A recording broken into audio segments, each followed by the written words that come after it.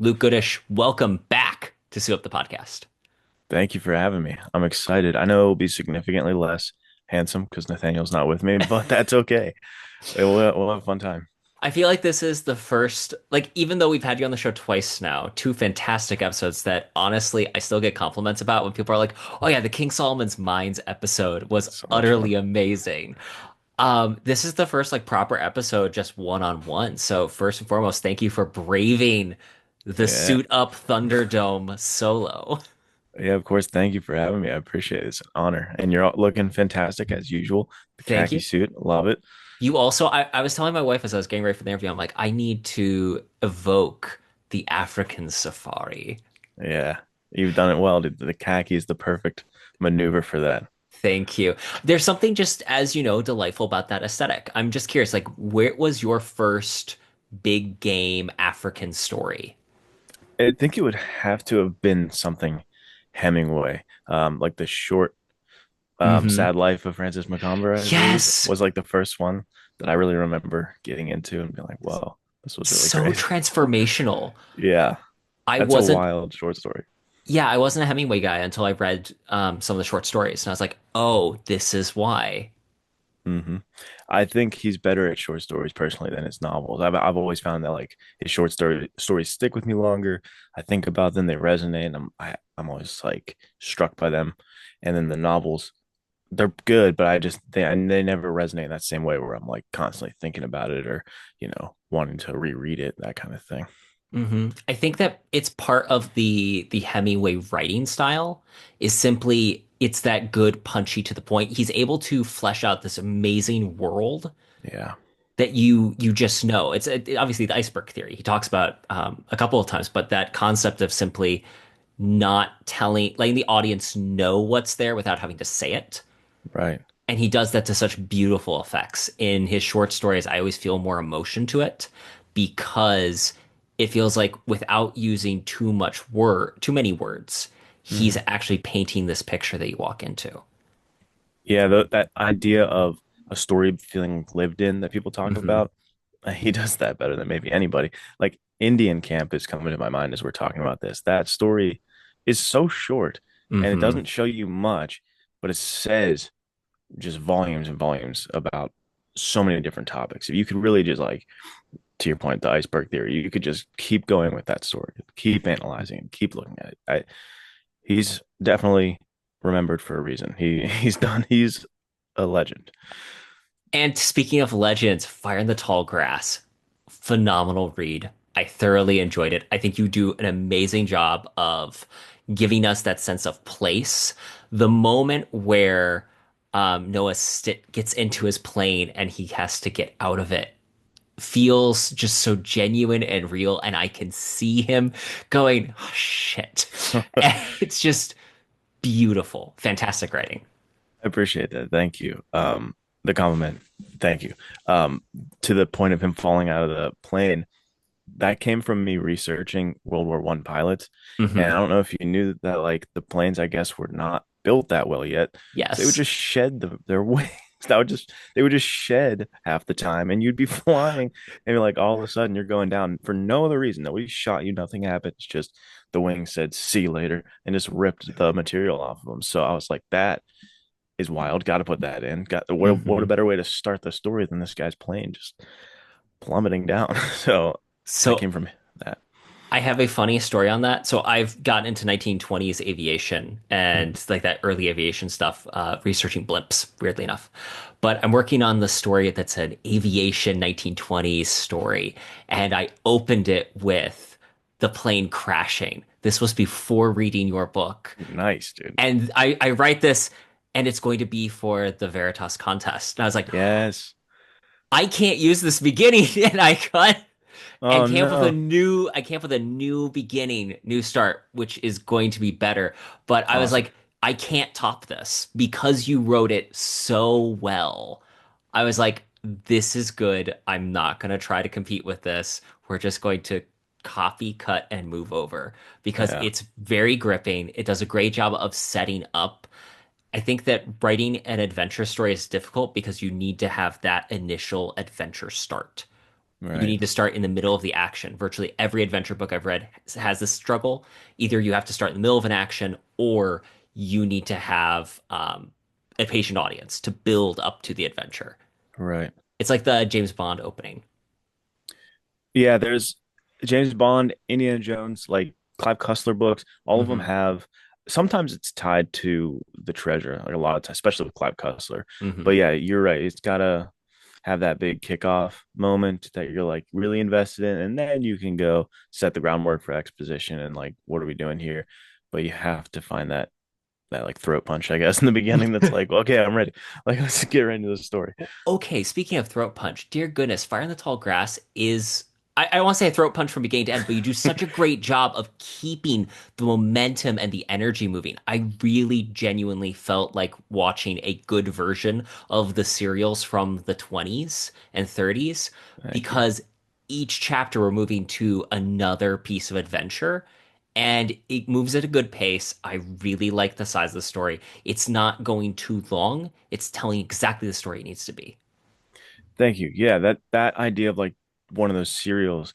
That's what no Redford. I'm trying to like harken back to that where, and writing it as a serial, not this particular story, but writing No Hmm. Redford as a serial last year as like an experiment helped with that. I was trying to figure out what they were doing and how I could do it. Where it's like, how do you make each chapter almost feel like its own little short story adventure? Hmm.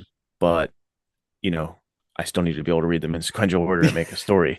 And it needs to make sense, and it can't just be like unconnected action scenes. So, hopefully, I can continue that and try to get better at that model because I love what they were doing. Where it's like, tune in next week, but chapter by chapter leading into that. And it's definitely not for everybody. Like this is very pulpy, very action based. Like if you're looking for deep moralistic, like conflicts, probably not here. Probably not going to happen.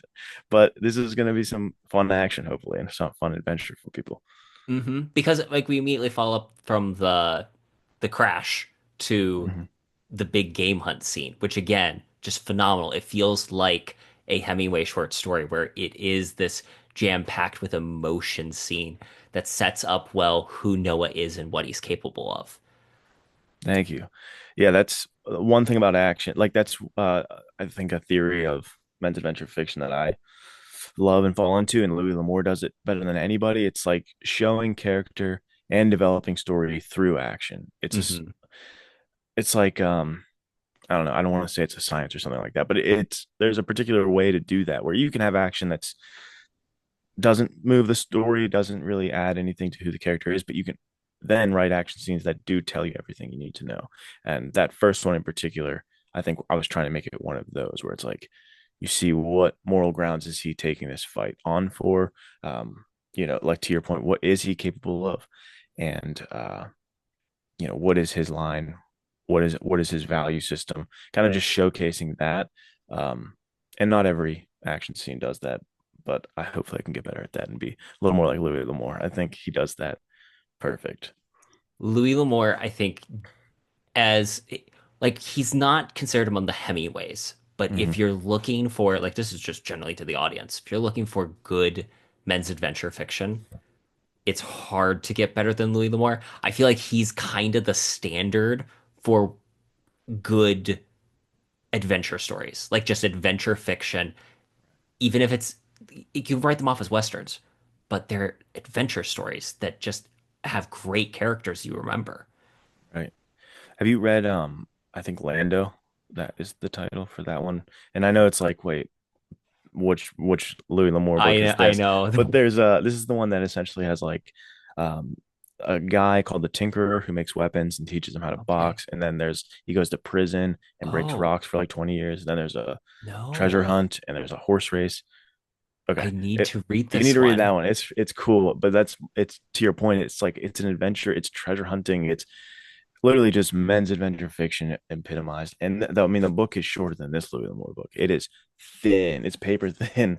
I don't have it on me, but okay. It's like one of these, like the Yeah. Nevada Jam. It's literally so thin, but it's Hmm. got all of that jam packed into it. And you know, from people who appreciate good writing, his prose is incredible. He says everything pretty eloquently with some poetic flair to it.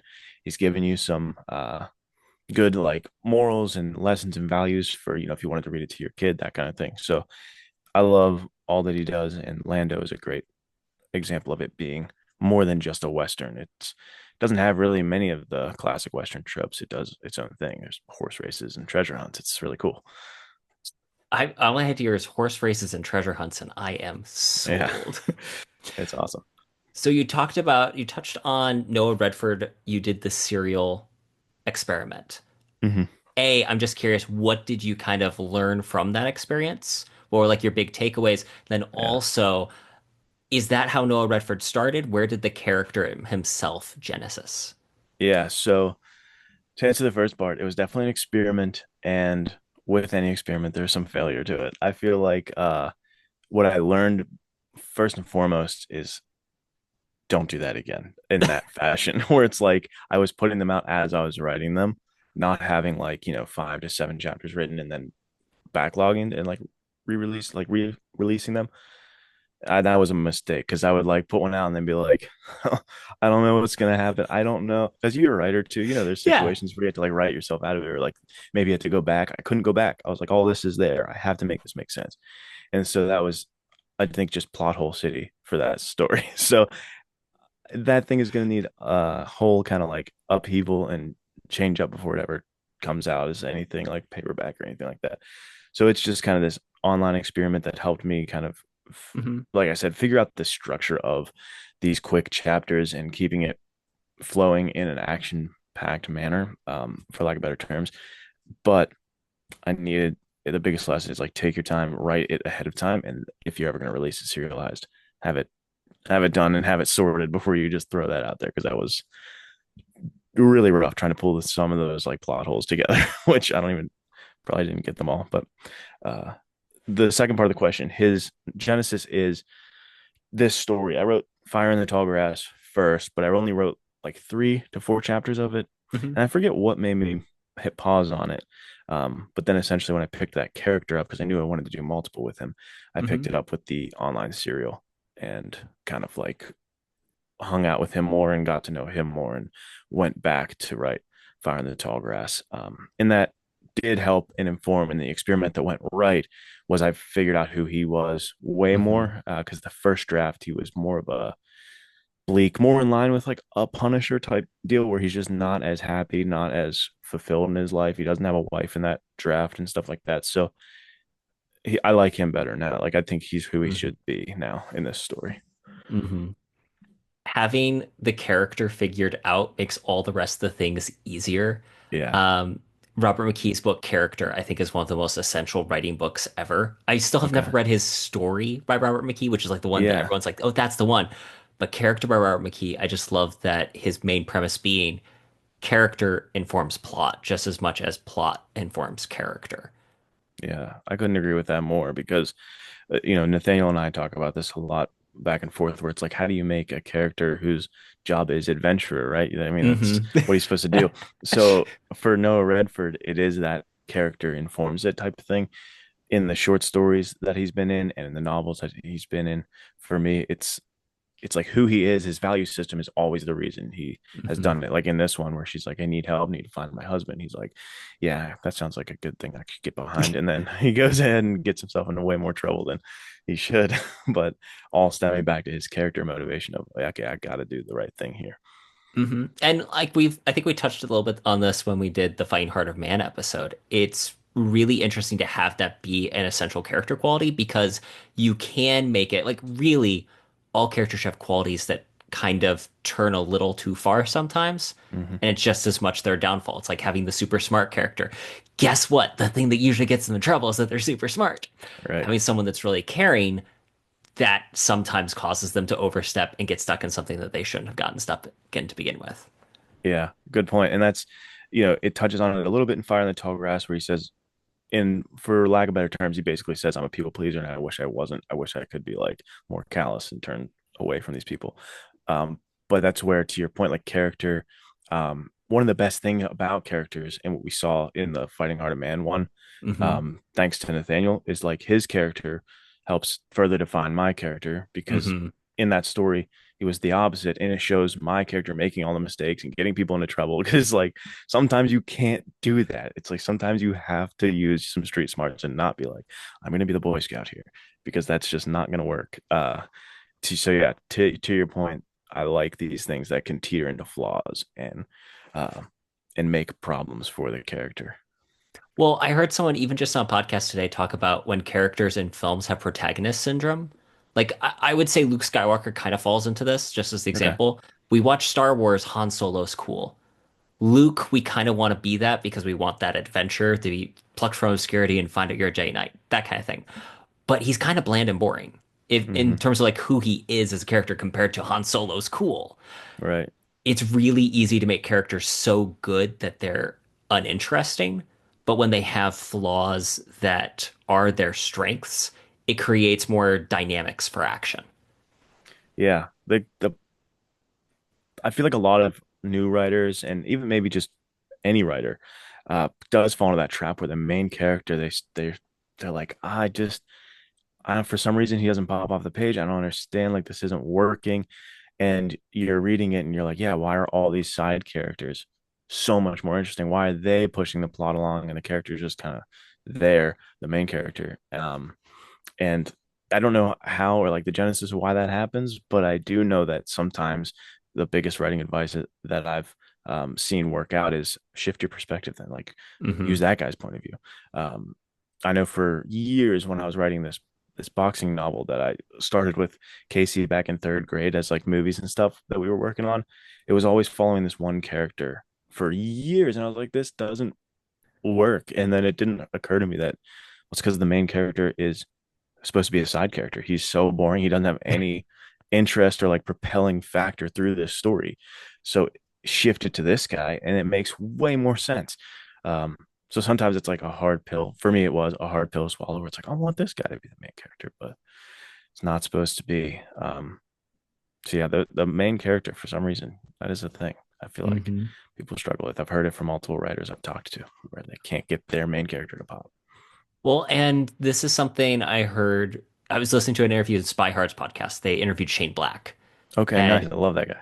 legend. He's And so good. he made a comment about the James Bond books. Fleming put Bond through the paces. He didn't spare him. He constantly put him in like torturous situations from beginning to the end of the novels. Yeah. Now the movies obviously kind of pan over most of that except for Casino Royale, but I think that's another thing that tends to make characters less interesting is if the authors hold back from letting them take abuse, from letting them get hurt, from letting them face things. And again, I think this is something you did well with Noah Redford in Fire and Tall Grass is he actually struggles. He actually gets hurt. He actually has to fight. It isn't just, oh, I daringly punch and they knock back like an Alan Quartermain and then he just leaps and saves the day.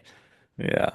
Yeah, that's I hear that complaint about Reacher sometimes where it's like when they get too close to just being like overpowered. Hmm. So that's something that I keep in the back of my head where it's like, oh, I cannot make Noah this like all powerful, all knowing guy who's like, yeah, let me figure myself out of this situation. It's a delicate balance, but I do think when writers put that in, for example, I think it helps us resonate with them more because Hmm. we all do struggle. Even like the best among us have days where we're super down and depressed and things aren't working out. And so I love having those passages of seeing my hero rise back up through something Hmm. like that. I love that. So to kind of like deny the audience of that, I don't want to do that. I want to show this character who you've grown to admire, hopefully, and you look up to. I want you to see how they can be broken but rebuild. Um, just so there's like those passages that I I can pull from, like I do with Louis L'Amour when I'm needing some motivation or feeling down, stuff like that. So yeah, don't deprive your audience of beating the crap out of your main character. Quote of the podcast today. One other point that I had about Noah that I really liked is this honestly feeds into an insecurity I had before I got married, which was infrequently do we have heroes that are married and are still interesting characters. I think that for a lot of fiction, it's, oh, they get married and then there's nothing. There's no Yeah, adventure, no interest. They just vanish into hideous mediocrity from which no stories ever develop or resonated. But you've made the very intentional choice that Noah's married, and this comes up a couple of times in the book. In what, again, also feel like very honest passages where he's like, I just miss my wife. I want to go home. Yeah. Um, yeah, to that point, every time they're married, they're just it's like you're waiting 3 books and then they're gonna murder the wife. And it's like I'm not I'm not doing that. I can't, it's not gonna happen.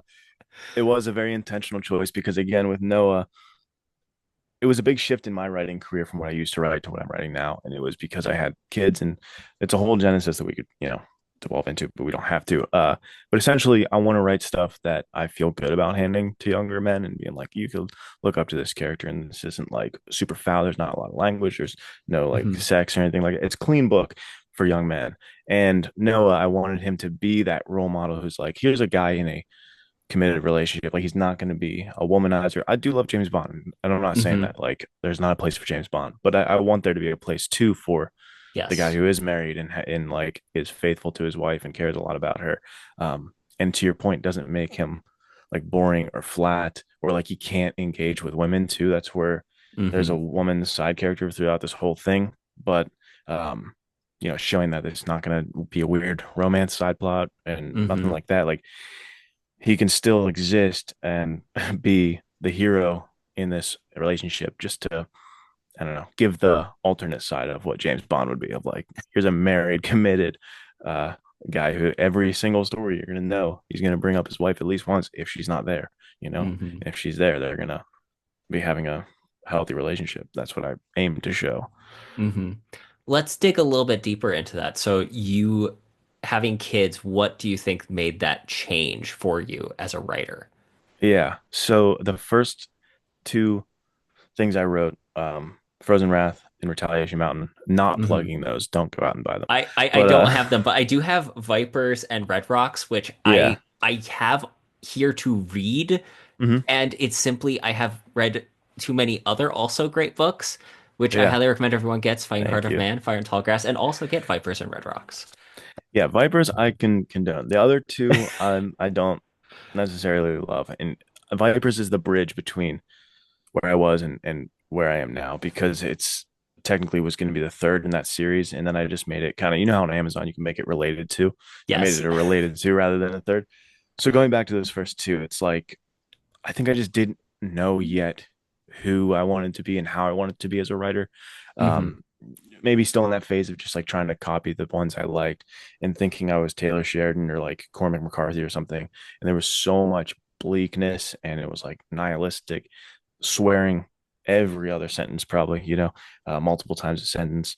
The violence, the way it was written, is so gratuitous and kind of like hyper focused on shock. Like I thought good writing would be like, oh, well, I want to like churn their stomach, and it's like, ooh, gross, and that means I'm a good writer. Um, and so it has all of these things that are just not what I want. I would not want to hand that to my son and be like, here, take the lessons from this, because there was still some positive message. Like Dante is going out for a noble cause, but there's just so much surrounding it that is like dark Hmm. and bleak, and basically the message of like, yeah, the world sucks. Sorry. Um, I don't want that. And so uh I think a part of it is, your own personal journey. You get older and you change perspectives and you learn more. But also when I had kids, I think it really started to play on me more like the responsibility of being a role model myself for my son and like knowing he's going to look up to me just inherently just from my role. And then he's obviously going to in some way, at first at least, like value what I value and kind of like take what I say with weight. So I'm thinking about him like reading those stories and I'm like, I don't, what message am I going to send him with these? Like, what am I saying with this like, divorced, like murderous character as your main character in the first one? Like, and like all the stuff surrounding what I just said about how I wrote it. I don't want that to be the message. I'd rather him read something that's like uplifting and shows him the hero he could be and gives him things to strive for and has these ideals.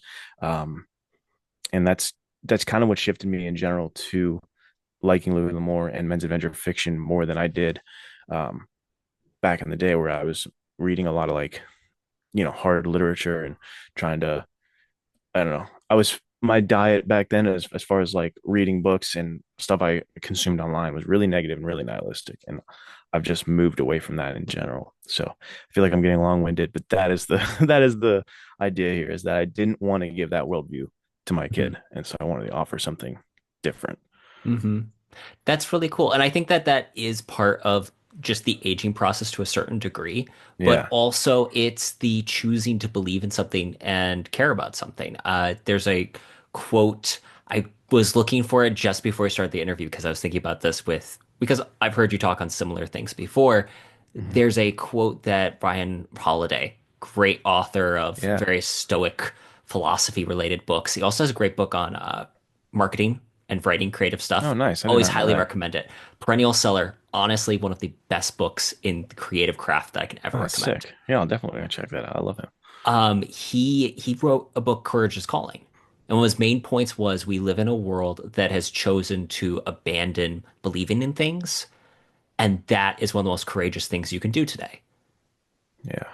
That's powerful. I like that. Yeah, because that's the thing. It is like a choice. You can definitely sit there and make the argument and look at the evidence and be like, no, things are negative. Look how bad this book Hmm. is accurate, more accurate. The world isn't like Noah Redford. Well, sure. Like, I don't care what is the state of the thing. I want to believe in an ideal. I want to believe that I can push myself for more. And that's kind of, you know, Ryan Holiday's point. And what got me to shift is like, I mean, it's the Gandhi quote of be the change you want to see. Like, Hmm. I've got to stop playing into the stuff I don't like. If I'm saying, why are all these stories so nihilistic? Why is every story ending like this?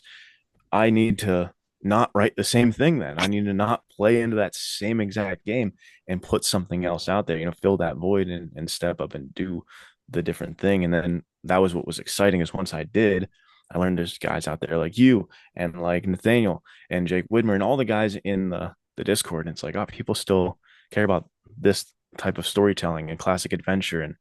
Um that's what honestly brought me to the road of like Indiana Jones and all that, because you guys might have heard my story. I'm like a didn't see Indiana Jones until I was an older guy. So uh, I was excited to enter that kind of realm and world. And Hmm. I just, I like this type of storytelling better now. Hmm.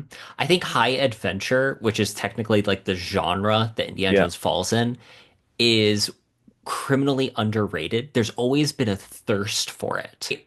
Comparison that was given to me once is in the publishing industry, you had the Star Wars books, you had the Indiana Jones books. The Indiana Jones books arguably are better in some ways than a lot of the Star Wars books. The Star Wars books have been selling since Star Wars came out.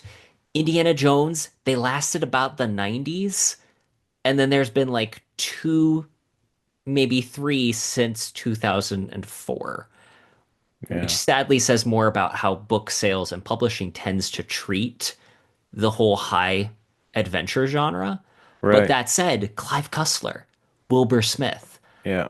I think that men's adventure fiction has kind of, and you're obviously the expert, I'd say, at this point, it Mhm. seems like it's grafted into other genres at this point more and more Right. that are the categories on the shelves.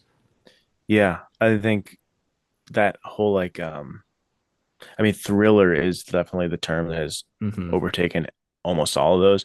But yeah, to your point, I think extracting it and seeing it as high adventure or even men's adventure fiction or pulp adventure, like that seems to be a niche idea in and of itself. Like people going into Barnes and Noble, picking up exactly the stories we're talking about. If they pick up a Clive Cussler, they're not thinking about any of those terms because it's not marketed to them that way. I don't know if it's like they're ashamed of it or what the marketing behind it is, but they clearly think the better path is to just say this is like an espionage thriller, or like this is Hmm. political thriller or a military thriller. They love this thriller and this, and like that's how we're gonna put it out. We're gonna see. It'll be interesting to see how, um, like Ryan Pote's new book Hmm. is very high adventure. I'm so excited. I've So been excited. reading the advanced reader copy and I'm like, Yeah. this is the juice. I want you to succeed so much for all of us. Exactly. That's the thing, is I'm hoping that I think he's got a great position and spot here to elevate the genre and show it out, like be a showcase for people to be Hmm. like, oh, I do want more of this like high adventure, because it's I mean, the opening quote with Louis L'Amour, Hmm. it's like Yes. this guy gets it. Yeah, all right, this guy can be the one to show guys on Barnes and Noble it can sell. So we gotta all go out and buy his book first off. But yeah, it'll be interesting to see how they continue to market it. And it does seem like they are not ashamed and leaning into the whole high adventure thing, which Hmm. I love. And that's where I think it'll be very exciting to see if that, does well and spirals into other publishing houses being like, yeah, let's lean more into that that side of things because I think although slow as in any change is, I Hmm. think there is a shift coming back to like people want high adventure, people want men's adventure fiction, people want stories like the Louis L'Amours and stuff of the world. Like I think there is a slow, gradual turning back to seeing that is interesting. They're reading that article. There was an interview with Beau L'Amour, Yeah. and I can't remember the woman's name, but she was basically asking him, why do you think that tastes have changed, essentially, as time has gone by? And he's like, Hmm. well, some of this is tastes have changed, some of this is the publishing industry has changed, and the publishing industry is how people find their taste in a lot of cases. Yeah. It's the reason why, yeah, some genres have ups and downs, and that's due to what do the gatekeepers do and make. But I thought it was really interesting how he was like, some people that want this, crave this, they're turning into indie genres, indie publishers, small press, people that like yourself, like Charles Millhouse, like the Men's Adventure Fiction Discord, people like me, they're writing these stories outside of the main publishing industry. Right. There is an interest in it, and we are seeing people turn to it. Yeah. And that's it's encouraging and I think it's exciting too, the blend of it where it's like mixing people's taste changing and people going to Mhm. small and also mixing with like you know the young men like all of us involved in this who are want it willing to take their shot and have an avenue now in which they can get their story out there. So it's like I don't know, in a meta way, you're like living out the adventure too. You know what I mean? Like you Hmm. get to take up that mantle and try to do that. And it's I find it such a fun, fulfilling, and exciting journey. Hmm. And that's where I encourage everyone, even if you have like some interest in writing, do it. I'm not saying do it and publish it and try to like make it, your career or something, but anybody who wants to write should write because there's catharsis to it and there's enjoyment in it. And there's even this day and age, just time away from your phone and just getting a reset on the Hmm. dopamine is also positive. So just getting yourself in front of a story that you're writing is super beneficial. And I love that those worlds are coming together where like men are taking on this and men and women Hmm. are taking on this genre and moving towards it because we have Brina, also making the awesome stuff in Hmm. the Discord and Yes. that audio drama of Marana Grant. Oh, Amazing. Chef's Kiss. Yeah. So we can't, I'm not saying just men and women are taking on this genre and moving forward and pushing the gates down for publishing just as tastes are changing and people are looking for something new. So it's a really cool time that we're living in. I'm, back to the not nihilistic, more optimistic with how things are looking for this genre and storytelling. And I don't know. I think it's exciting times. I'm just happy to be involved in this. Yeah. And you've been doing a lot of great work in terms of like building your YouTube presence, telling good stories, being able to, hey, writers out there, here are things that I've learned through this process, and you should learn too. Yeah. You got to try to give some of those pieces of perspective out as much as I can because I know perspective is like super important and we only learn what we've been through and so being able to share and swap lessons with other people is super valuable. It's talking to someone like you or Nathaniel or any of the writers in the Discord. It's like super helpful to invalidating to talk to other writers and be like, has this ever happened to you? Yeah, this is how I handled it. That kind of thing. Like I find it helpful to have the community. Don't be an Hmm. isolated writer too. In this day and age, just there's no need to be an isolated writer. It's not as helpful. We did the interview with Travis Davis, and I asked him like, "What's one of your key things you've learned as a writer?" He's like, "When I wrote my first book, I wouldn't let anyone see it before I published it, and that was a terrible idea. That was stupid." And I think that's so true. Is that writing is a solitary activity in a lot of cases, Hmm.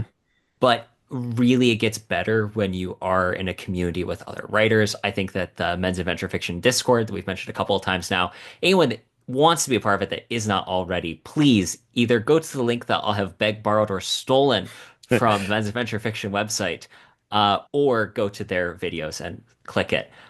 It's fantastic. It's a great community you guys have fostered. And I think that it's really easy for the internet to become a festering wound full Dude, of pus yeah. and vile toxicity.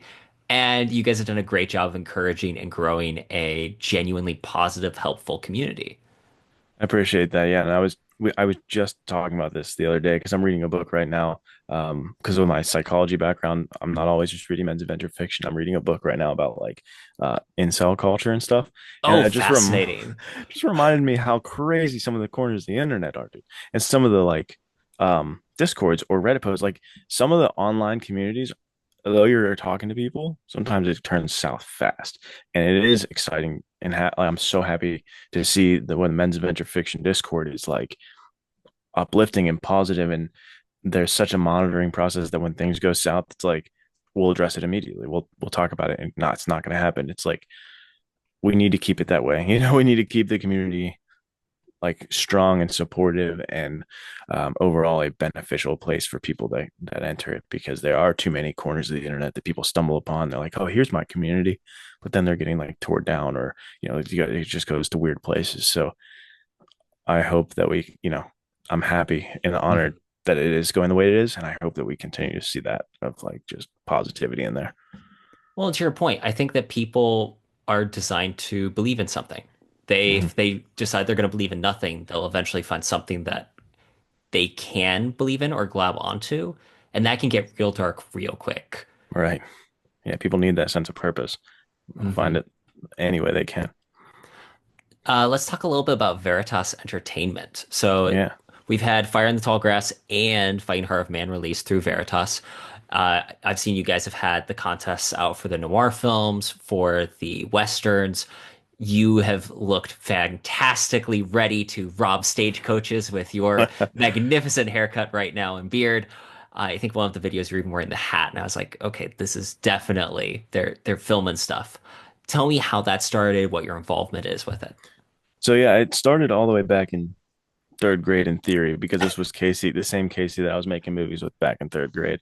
That's Um, awesome. yeah, so it's just Hashtag friendship goals, by the way. right. I think about that too. It's like the fact that we're able to stay friends since third grade. I'm really that's something that is a blessing, because not doesn't happen a whole lot. So super happy that we've kept that relationship, and now he's out of the military, so he wanted to go right back to the goal and dream he's always had, where he's like, we gotta make movies and stuff.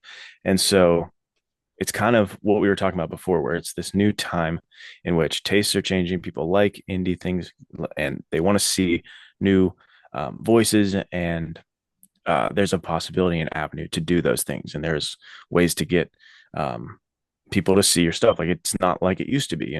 The Mhm. gates are down in a lot of respects. Not You're not going to get a movie out there that gets as many eyeballs as a Brad Pitt movie. You're going to have to accept that. But hey, you can do what you can do this thing, and you can, who knows where it'll go. But the point is, what Veritas is all about is like encouraging those people who, the writers or the filmmakers, who's like, they want to do this. Let's do it then. Like, let's take the steps and let's make it happen. And we'll give you avenues, and we're doing like a $500 reward for the film and $200 rewards for the writing. And as Veritas grows, we'll be able to make those grow so that we can give people back. Like we want to give them that opportunity where they're like, oh, here's something I could use my writing for. You know what I mean? Sometimes people need Mhm. that extra catalyst of like, oh, here's a reason, here's an aim Mhm. to go ahead and do my story, and then give them some kind of like monetary gain, which is like, okay, I do like this is worth it. I can do it, and hopefully it spurs them on. I say it on the podcast all the time with Nathaniel that I want my dreams is just making the next Louis L'Amour. Like I just want to Mhm. keep creating like the next. I just want to create the next person who becomes a writer, Mhm. and help like foster that in somebody. So Veritas is all about kind of just bringing the dream back to the people and letting them have like, let's all have fun with it and do it. So right now we do have Men's Adventure Fiction May coming up, which will be like a four different novellas ish, or I don't know what you would call those, novelettes or something. Before Yeah. four novelettes, let's say. One on each week of May will be released from writers who submit, and then the July is our men's adventure, not men's adventure, the Western Short Film Challenge, which is why I've been growing this mustache and it is so annoying, dude. It's getting down below my lower lips. It's supposed to be like a walrus stash for this movie that we're gonna film in May, for the short film. But in July, we're doing the short film festival, so you can submit all the way up till July 1st, I believe. And it's going to be 5 to 15 minutes in the Western genre. And we're going to do a live event. We have the location picked, which used to be a theater. So it's like a huge theater screen. Oh, cool. It'll be a live event with people. You can win a belt buckle and $500. So you should join it. It'll be cool. And you get to play a cowboy, uh, on a screen, on a big screen, even. There's something about being a cowboy that's just awesome. Yeah. In the short story I was writing, I was like, he just starts daydreaming about, I could be a cowboy. Like, granted, the last thing that time he rode a horse was polo, and he sucked at that, but surely that won't be an issue. Right. Yeah, it is such a daydream too. It's like a perfect place for it is how many times a day that am I just drifting off thinking, what if I was just John Marston from Red Dead Redemption right now? Like that's half my daydreams is just I'm in Red Dead Redemption, living my life. So you've written a couple of Western shorts for Fighting Heart of Man. Mhm. Do you want to write a straight full Western novel at any point? Yeah, so I have my next novel that'll come out is a Western. It'll also come out in July. Awesome. Um, so I've mentioned briefly on Instagram that my next story is about a marshal and stuff, but it is a full-on classic Western about a marshal. Um, I won't get too much into the details of the plot, but it's essentially um, a marshal and a Native American warrior kind of like teaming up reluctantly, going against a bigger foe. And I think it's gonna be same type of vibe as Fire in the Tall Grass, where it's like high adventure classic and that tone of storytelling and that vibe of storytelling. So I hope people have fun with it. And I'm excited to do a real full blown Western novel like that. That's exciting to me because I love the genre so much and admire Louis L'Amour so much. I've mentioned it maybe 500 times already. So I'm excited for it. That's awesome. And kudos to you for maintaining a high level of productivity with writing. Being Thanks. prolific is not easy, and I'm holding just three of your books that have all come out like within the last 18 to 24 months, Hmm. and you've got another one coming out in July. Yeah. Yeah. Thank you. That is not always good, right? When we're looking at things from a psychology perspective. This is because I have a heart condition and I'm always got that fear of like, what if I die tomorrow because of this heart condition? So I'm just pumping things out. So don't take that as like, oh, that's all good. That's sometimes just insecurity pushing me. So it's sometimes good to take a slower pace and really take your time. I mean, Donna Tartt writes incredible books and it's like one every 10 years or so. So Uh, the I don't have a heart condition, but I understand that concept of I say this more often to my family than I think that they'd like. yeah. The moment we are born, the hourglass turns, and Hmm. you just have no idea when it's gonna stop. Right. It's true Uh, for everybody. Yep. I love that it's memento mori, that stoic concept, and Hmm. I've said this far more often, so I should get off my high horse. It's knowing that you will die means that you should appreciate where you are at, what you are doing, and should make you grateful for the good things and do your Yep. best in that moment. Yep. That's the truth. And that's the perspective that I love and that people can take and choose to hold, where it's like, if you're looking at this bleak, nihilistic, oh, we all die, that's the path to choose, the one you just laid out, rather than thinking, what's the point? That's the point, right? This is amazing that we get this opportunity we get every day and we get to choose how we're gonna like spend this time. And we should be grateful for every second because it's all borrowed time. It's every night when I'm going to bed, the first thing I'm thankful for, and what I'm praying is that thank you for like the breath in my lungs and the blood in my veins for another day. Like that is amazing in and of itself. And we forget that we like often just get caught up in our life and not even think about the absolute miracle of just being alive again, just being a part of Hmm. this world for another day. It's too good because to your point, the hourglass is already dripping out. Like it's going down. We have no idea how much is left. So gotta, memento mori. Gotta remember that you're gonna die and let it push you to to good things. You've talked a little bit about the idea of giving back. You recently had the opportunity to talk about men's adventure fiction to a group. Would you mind telling us a little bit about that? Yes, my sister wanted me to come down and talk to like a book club at her local library that her daughter's involved in. So it was like girls and boys. They were, I don't know the age that they probably ranged from like, I don't know, 9 to 11 or so. They were, Hmm. younger group of kids, and I got to come talk to them about what I write and that genre and what got me into reading, what got me into writing, that kind of thing, and got to help them with writing. They have like a writing competition going on right now, so I got to help them with their stories, and it was such a cool, like rewarding thing, and just got my gears turning where I was thinking like, why? What is keeping me from doing this in my local library? Because I saw the adult volunteer, it was a female doing this with her time and does this weekly or whatever it is with the book club. So it's like got my gears turning where I want to step into a bigger role in that sense and talk to my local library and be like, hey, let's read Hatchet. Let's read Hmm. all like Contender. I want to foster a book club in this same type of manner. So that that is just like where I was convicted and like, yeah, I should do more. I should step up into that role because um we're going back to what we were talking about earlier with people needing things to believe in and stuff like that. There's people always talk about how there's a lack of male role models in this day and age. Hmm. And that's something that I've often like said myself, but then I have to be willing to step in and do that. I can't just Hmm. complain and offer no solutions. I have to be okay. Well, then, if you don't think people are reading enough or reading the right books, or you then help out with that. Then go to your local library. There's nothing keeping me from talking to my local library and doing that. So that's what I'm gonna start on soon is trying to do more of that because it, it is the next generation that's gonna keep anything alive, let alone men's adventure fiction. So if we don't get them falling in love with Hatchet soon, what's the future going to look like? And to your credit, again, Fire in the Tall Grass is the type of book I would have absolutely adored reading when I was 11, 10.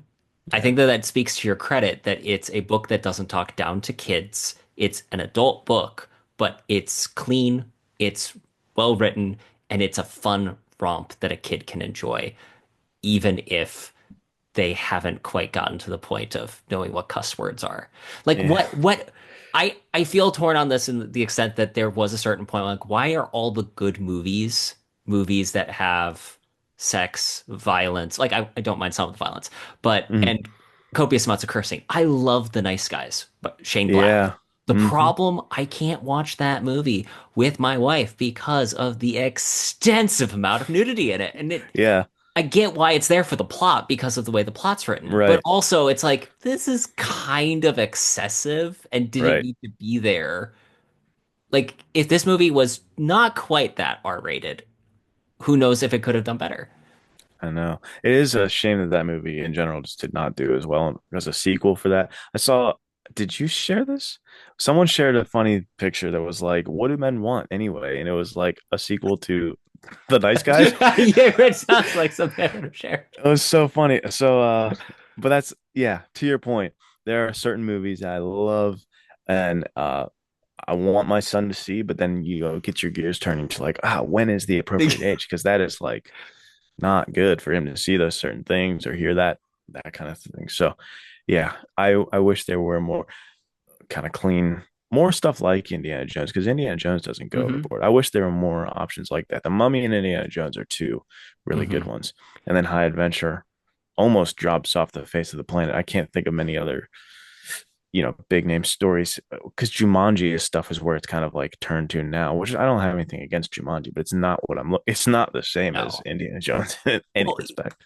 even the Nathan Drake, like obviously I don't know I've never played the games, Mhm. but the movie that came out, it's not necessarily like the Yeah. closest thing that I would actually weirdly describe as like the best high adventure thing that came out recently, and this includes Dial of Destiny, was The Lost City with Channing Tatum and Sandra Bullock. Oh yeah, that was fun.